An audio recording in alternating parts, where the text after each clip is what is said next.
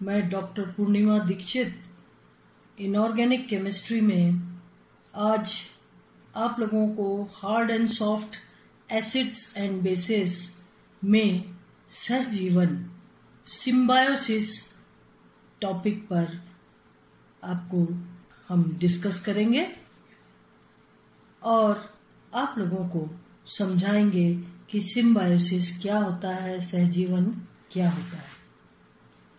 किसी अम्ल अथवा क्षार की कठोरता अथवा मृदुता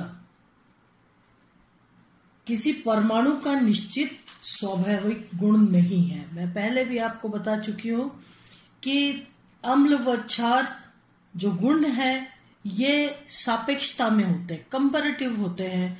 पहले भी मैं उदाहरण दे चुकी हूं आपको कि जैसे यदि लिथियम और सीजियम ये दोनों क्षारीय धातुएं हैं और दोनों ही कठोर अम्ल हैं, लेकिन अगर लिथियम वहां पर उपस्थित है तो सीजियम जो है वो मृदु अम्ल की भांति व्यवहार करेगा और लिथियम जो है वो कठोर अम्ल की भांति व्यवहार करेगा।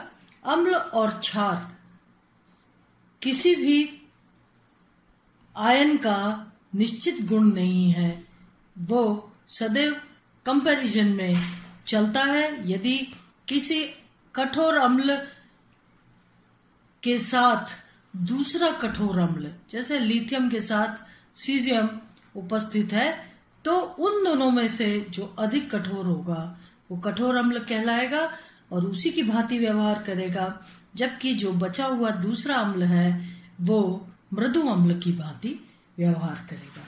तो यह किसी परमाणु का निश्चित स्वाभाविक गुण नहीं है, यह उससे जुड़े प्रतिस्थापी समूहों द्वारा प्रभावित होता है। जैसे अगर किसी भी आयन पर अधिक मात्रा में प्रतिस्थापी कठोर समूह जुड़े हैं, यहाँ पर अगर हम उदाहरण दें तो BF3 में बोरॉन आपने देखा एक सीमावर्ती अम्ल है और 3 फ्लोराइड कठोर क्षारों के उपस्थिति के कारण बोरॉन ट्राइफ्लोराइड एक कठोर अम्ल की भांति व्यवहार करता है। तो किसी केंद्र पर अधिक संख्या में मृदु ध्रुवणीय प्रतिस्थापियों के जुड़ने से केंद्र की कठोरता कम हो जाती है, जबकि एक से अधिक कठोर इलेक्ट्रॉन आकर्षित करने वाले अध्रुवणीय प्रतिस्थापी के जुड़ने से केंद्र की मृदुता कम हो जाती है। उदाहरण अम्लीय बोरॉन का है। अम्लीय बोरॉन BH3+, B3+ कर दे, अगर H हटा दिया हमने तो B3+ या +3 कठोर एवं मृदु के मध्य सीमांत है। इसमें यदि 3 कठोर विद्युत ऋणीय फ्लोराइड आयन के जुड़ने से बोरॉन जो है वो कठोर की भांति व्यवहार करने लगता है, कठोर लुईस अम्ल की भांति व्यवहार करने लगता है। इसके विपरीत 3 मृदु हाइड्राइड आयन के जुड़ने से आप देखिए यहाँ पर बोरॉन 3 हाइड्राइड समूह से जुड़ा हुआ है। बोरॉन सीमांतवादी है या सीमांत है, बॉर्डर लाइन एसिड है और 3 हाइड्राइड आयनों के जुड़ने से ये मृदु अम्ल की भांति व्यवहार करने लगता है, मृदु हो जाता है, या ये कह सकते हैं मृदु लेविस एसिड की भांति व्यवहार करने लगता है। यहाँ पर देखिए जब बोरॉन 3 फ्लोराइड आयनों से जुड़ा तो बोरॉन जो है वो कठोर अम्ल की भांति व्यवहार करने लगा, जबकि बोरॉन अगर 3 हाइड्राइड समूह के साथ जुड़ता है, 3 हाइड्राइड आयन्स के साथ जुड़ता है तो वो मृदु की भांति व्यवहार करने लगा, मृदु अम्ल की भांति। यहाँ पर आप देख रहे हैं कि R2S जो कि मृदु क्षार है, और BF3 में बोरॉन पर 3 फ्लोराइड आयनों के जुड़ने से ये कठोर की भांति व्यवहार कर रहा है। और जो यौगिक है R2S BF3 है, यदि वहां पर R2O उपस्थित है, आप जानते हैं कि R2S एक मृदु क्षार है जबकि R2O एक कठोर क्षार है। तो जब इन दोनों की अभिक्रिया कराई जाती है तो R2O कठोर BF3 से जुड़ने को वरीयता देता है और स्थायी यौगिक R2O बनाता है, R2O BF3, जबकि R2S को प्रतिस्थापित कर देता है R2O, क्योंकि ये एक कठोर क्षार है और कठोर अम्ल से जुड़ने को वरीयता देता है। यहाँ पर आप ये भी देखिए कि BH3 एक मृदु अम्ल है।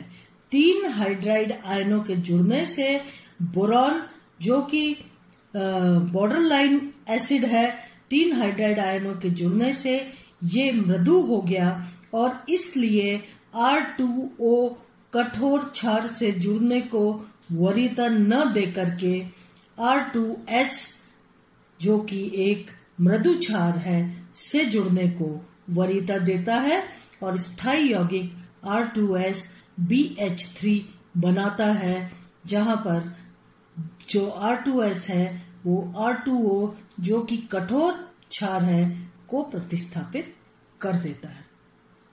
इस प्रकार मृदु लिगैंड उस केंद्र से जुड़ने की प्रवृत्ति रखते हैं जो स्वयं मृदु लिगैंड से जुड़ा हुआ हो, तथा कठोर लिगैंड भी उसी केंद्र से जुड़ने की प्रवृत्ति रखते हैं जो पहले से कठोर लिगैंडों से जुड़ा हुआ हो। जॉर्गेनसन वैज्ञानिक ने लिगैंडों की इस प्रवृत्ति को सहजीवन नाम दिया, या इसे हम इस तरीके से भी समझ सकते हैं, सहजीवन साथ जीना। अगर व्यक्ति को भी देखा जाए तो वो अपने ही व्यवहार के लोगों के बीच में रहना अधिक पसंद करता है, बजाय कि उससे अलग व्यवहार वाले दूसरे लोगों से। इस तरीके से लिगैंड भी यदि मृदु है तो वो उस केंद्र से जुड़ने को वरीयता देगा जो केंद्र खुद भी मृदु है, और जो लिगैंड हार्ड लिगैंड है या कठोर क्षार हैं वो कठोर अम्ल से जुड़ने को वरीयता देते हैं। ये देखिए सहजीवन के दूसरे भी उदाहरण है। सहजीवन के दूसरे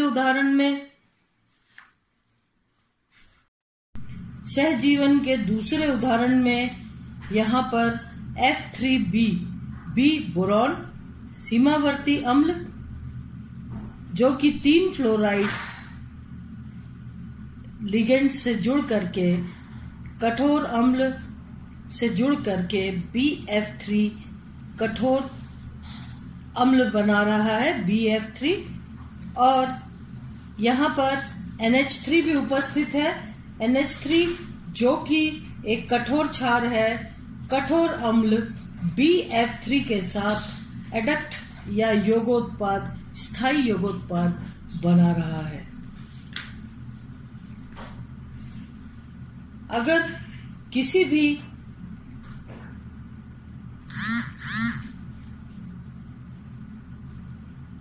यहाँ पर आप देखिए BH3 हाइड्राइड आयन मृदु होते हैं। 3 हाइड्राइड आयनों से जुड़कर बोरॉन जो है BH3 मृदु अम्ल बना रहा है। चूंकि हाइड्राइड आयन मृदु होते हैं, मृदु क्षार होते हैं, इसलिए 3 मृदु क्षारों की उपस्थिति में बोरॉन मृदु की भांति व्यवहार कर रहा है, जबकि फ्लोराइड आयन ये कठोर क्षार है। तो BH3 फ्लोराइड आयन से मिलकर के यौगिक बना रहा है, जबकि BF3 3 फ्लोराइड आयन से जुड़ करके बोरॉन जो है कठोर अम्ल की भांति व्यवहार कर रहा है, और हाइड्राइड जो कि मृदु लिगैंड है इससे जुड़ा हुआ है। यदि इन दोनों की अभिक्रिया कराई जाती है तो बहुत तेजी से अभिक्रिया आगे बढ़ती है और BH4 minus and BF4 minus दोनों मृदु प्रजातियां आपस में मिलकर के स्थायी यौगिक बनाती है, जबकि कठोर प्रजातियां मिलकर के ये भी एक स्थायी यौगिक बनाती हैं। इसी तरीके से अगर CH3F और CF3H में देखा जाए तो बिल्कुल ऊपर वाली अभिक्रिया के जैसी होती है। CH3 जो कि मृदु है, ये कठोर फ्लोराइड से जुड़ने की तुलना में हाइड्राइड आयन से जुड़ने को वरीयता देता है। CH3F प्लस CH3H में देखें, CH3 कठोर अम्ल है और फ्लोराइड कठोर क्षार है, CH3 मृदु अम्ल है और हाइड्राइड आयन मृदु क्षार है। इसलिए यहाँ पर अभिक्रिया तेजी से CH4 और CF4 ये स्थायी यौगिकों का निर्माण करती हैं। जहां पर ये मृदु मृदु हो गए और कठोर कठोर हो गए। इसका मतलब कुल मिला के मृदु मृदु और कठोर आपस में जुड़ करके और स्थायी यौगिक बनाने को ही सदैव वरीयता देते हैं। यहाँ पर अगर नेक्स्ट एग्जाम्पल में देखा जाए तो कोबाल्ट 5 साइनाइड आयनों की उपस्थिति में मृदु की भांति व्यवहार कर रहा है। NCS आइसोसाइनेट आयन और SCN थायोसाइनेट आयन। ये आइसोथायोसाइनेट, ये थायोसाइनेट आयन। आप जानते हैं थायोसाइनेट और आइसोथायोसाइनेट ये दोहरे तंतु लिगेंड होते हैं जो कि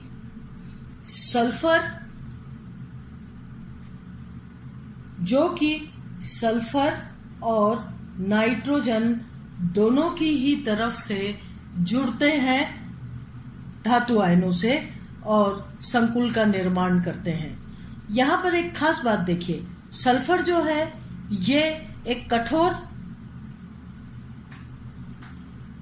लिगेंड की भांति व्यवहार करता है। थायोसाइनेट आयन में 2 डोनर एटम्स हैं, दाता परमाणु हैं, एक सल्फर एक नाइट्रोजन। नाइट्रोजन कठोर क्षार की भांति व्यवहार करता है, जबकि सल्फर मृदु क्षार की भांति व्यवहार करता है। अगर इन यौगिकों में देखा जाए तो कोबाल्ट 5 साइनाइड आयनों की उपस्थिति में मृदु की भांति व्यवहार करता है और इस तरीके से अब NCS यानी आइसोथायोसाइनेट के नाइट्रोजन से नहीं जुड़ेगा, क्योंकि ये अगर नाइट्रोजन की तरफ से जुड़ता है तो कठोर क्षार की भांति व्यवहार करता है और कोबाल्ट जो है 5 साइनाइड आयनों की उपस्थिति में मृदु हो जाता है। इसलिए कोबाल्ट CN5 अगर थायोसाइनेट से जुड़ेगा तो सल्फर की तरफ से जुड़ेगा, यानी थायोसाइनेट, न कि नाइट्रोजन की तरफ से जुड़ करके आइसोथायोसाइनेट संकुल बनाएगा। आप लोग समझे होंगे कि NCS में 2 दाता परमाणु हैं जो जिनके की पास लोन पेयर ऑफ इलेक्ट्रॉन्स हैं। अगर CN5 की उपस्थिति में कोबाल्ट मृदु अम्ल की भांति व्यवहार कर रहा है और इसलिए स्थायी यौगिक आइसोथायोसाइनेट के साथ नहीं बन करके थायोसाइनेट के साथ बनेगा, क्योंकि यहाँ पर सल्फर जो डोनर एटम है वो मृदु क्षार की भांति व्यवहार करता है। अगर नाइट्रोजन डोनर एटम हो तो कठोर क्षार की भांति व्यवहार करेगा। इस तरीके से नाइट्रोजन केंद्र अपने छोटे आकार, अधिक विद्युत ऋणात्मकता व अध्रुवणीय प्रकृति के कारण कठोर क्षार है, लेकिन कुछ ध्रुवणीय समूहों की उपस्थिति जिनके पास पाई इलेक्ट्रॉन अभ्र या क्लाउड हो, नाइट्रोजन केंद्र को तुलनात्मक रूप से मृदु बना देते हैं। NH3 RNH2 कठोर क्षार है। अब जानते हैं कि NH3 RNH2 ये सभी कठोर क्षार हैं, लेकिन इन पर अगर ये C5H5N पिरिडिन के रूप में हो तो C5H5 के जो इलेक्ट्रॉन अब्र है, पाई इलेक्ट्रॉन है, वो नाइट्रोजन केंद्र को मृदु बना देते हैं। इसी तरीके से यदि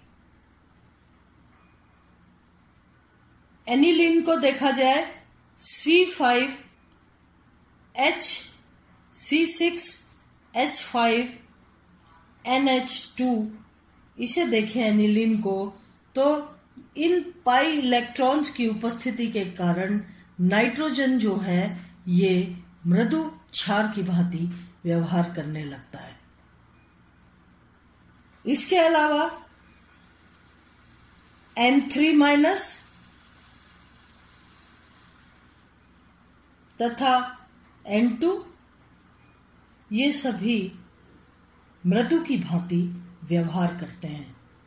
NH3 और RNH2 ये नाइट्रोजन केंद्र कठोर होते हैं, जबकि नाइट्रोजन केंद्र C5H5 के पाई इलेक्ट्रॉन्स की उपस्थिति के कारण मृदु की भांति व्यवहार करने लगता है। और इसी प्रकार से एनिलीन में भी नाइट्रोजन परमाणु जो है, नाइट्रोजन केंद्र जो है, परमाणु नहीं केंद्र जो है, वो इन पाई इलेक्ट्रॉन्स की उपस्थिति में मृदु की भांति, मृदु क्षार की भांति व्यवहार करने लगता है।